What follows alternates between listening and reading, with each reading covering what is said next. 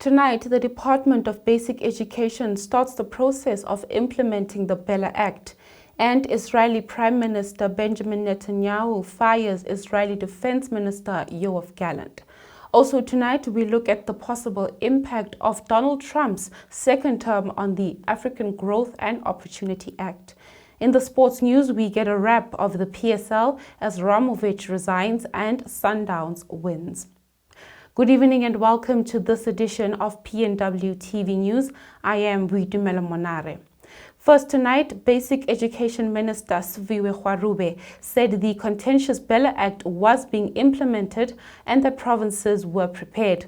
But she said this excluded the two language-related clauses that the department was still consulting other members of the Government of National Unity. And its implementation. So the BELA Act as it stands is essentially ready for implementation with the exception of clauses 4 and 5. So as a department, we've already started the process of implementing the BELA Act because it is, of course, has been signed into law. In fact, we've started to engage provinces and to essentially roll out workshops that the department has started to roll out so that provinces are ready and are primed to be able to implement provisions of the BELA Act, with of course the exception of clauses 4 and 5. We are waiting on the consultation on clauses 4 and 5 is obviously a presidential led process which we will be guided by as soon as that period has been completed. But insofar as the BELA Act, we are primed to implement. In terms of the march that happened yesterday, the gathering that took place was obviously a march that was directed to the presidency as the full custodians of this consultation process of clauses 4 and 5. And I was otherwise occupied appearing before the NCOP Select Committee on Education. Then the last question that was asked is about the expansion of grade R, which is linked to this. The big funding shifts that we are expecting to see, we're expecting to see them in February. We saw in the medium-term budget policy statement that of course there were not massive shifts. But in the medium-term budget, in the 5-year strategic plan, there's a full understanding that there has to be universal access to grade R, and that has to be funded. And not only just that, I mean, I think it's also important to note that we are already more than halfway through rolling out of grade R, but it has to obviously be expanded, and we have to make sure that we are covering the entire country. What is of great urgency for us now is ensuring that we are priming the education system for learners from 0 to 4, because that's where the mass registration of early child development centers comes in. That's where the training of educators to go into the system comes in. And so that's where we are targeting we are setting our eyes on.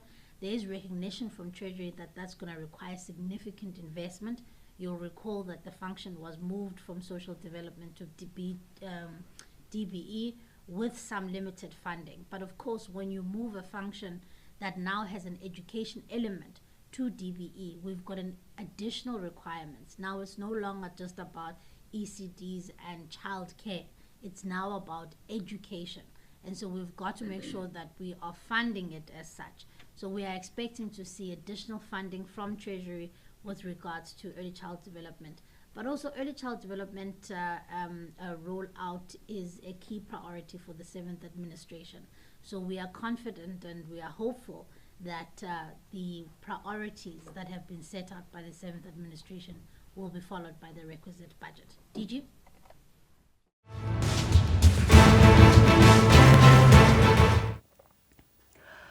In this next story, further abroad, Israeli Prime Minister Benjamin Netanyahu has fired Defense Minister Yoav Gallant. This comes after months of clashes over domestic politics and Israel's war efforts.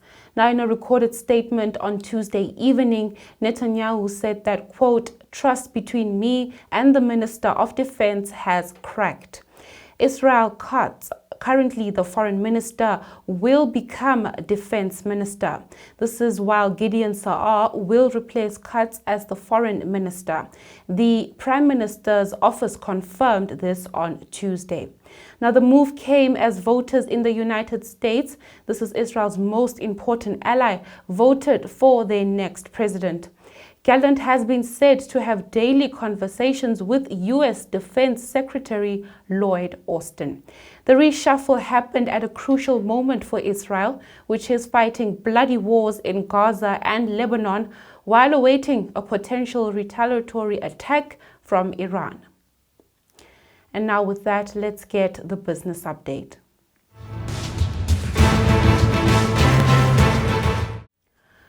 Now, with President-elect Donald Trump securing a second term, many are now anxious on how that will impact their economies. Now, many are also wondering on how it will impact the African Growth and Opportunity Act. The act, also known as AGOA, enables African countries to export some products to the United States without paying taxes. South Africa is the largest exporter under the agreement. AGOA is set to expire in September 2025. The U.S. Congress is said to be working towards a long-term renewal. However, it could be hampered under Donald Trump's administration. Now, during his first term, Trump said he would not renew the act. But if AGOA is not renewed, economists expect South Africa's losses to total to at least 55 billion rand, impacting manufacturing, employment, and the rand. Now, this could put many South Africans further in debt as the economy weakens. Now, with that, let's get the latest in sports news.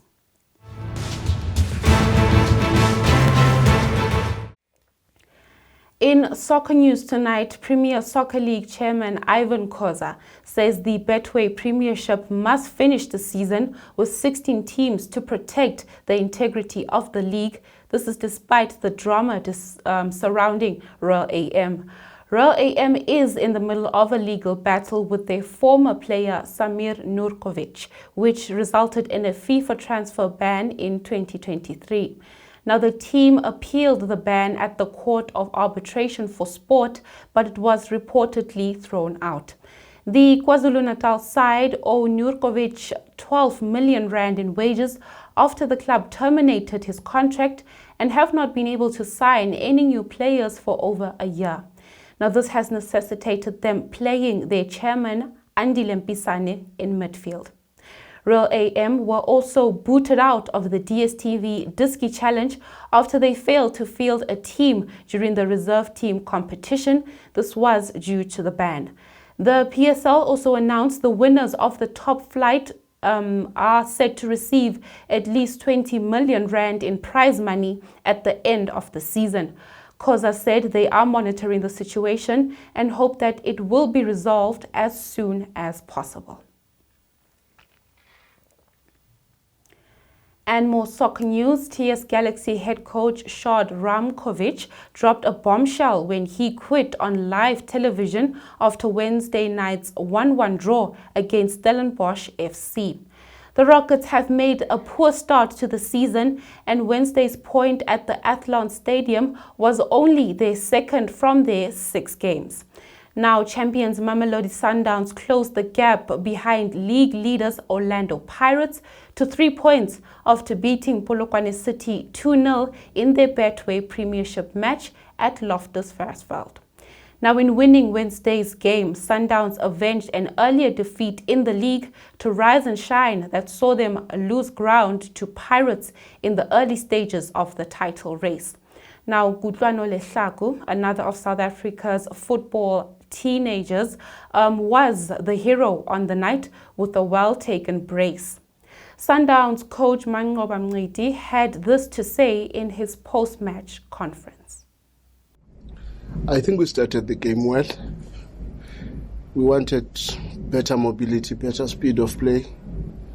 And I think that's what we got in the early stages of the game, to try and see whether we can create early chances.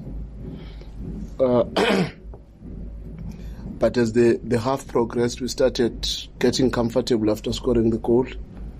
Started seeing more midfielders coming short in front of the opposition, which killed our potency in terms of being able to cause problems in between the lines and invite the next line. And that made our latter stages of the first half not to be as dangerous as they could have been. I think we started the second half quite well. Probably the best start of the second half this season, in my opinion, with a lot of triangulation, good tactical discipline, good rotation from the eights to create a hole for us to be able to find the tens. I think we were just unfortunate not to create a lot of good opportunities from that. But we wanted a result in this game, and we got the result. I think we must congratulate the players for giving their best. I think it was a good performance for many of the players that hardly start. Mali, the centre back, I think he played well. Musa played well. Lehlaku played very well.